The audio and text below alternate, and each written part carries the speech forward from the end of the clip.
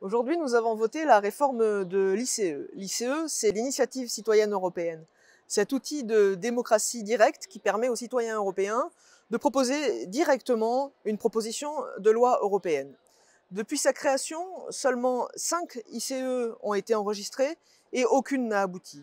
C'est pourquoi au Parlement européen, nous avons voulu améliorer la simplicité d'utilisation et la transparence dans le traitement des initiatives citoyennes européennes.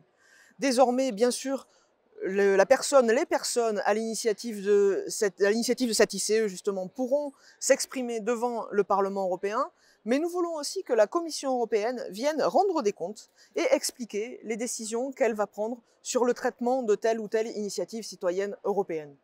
Tout ça pour renforcer et simplifier la capacité des citoyens à entrer directement en interaction avec les institutions. Et puis, pour éviter que ces initiatives puissent être parfois détournées par certains lobbies, que le doute puisse subsister sur la manière dont les signatures des citoyens, 1 million de signatures pour une initiative citoyenne européenne, soient enregistrées, nous avons demandé à la Commission de mettre en place un outil centralisé et transparent pour la collecte des signatures.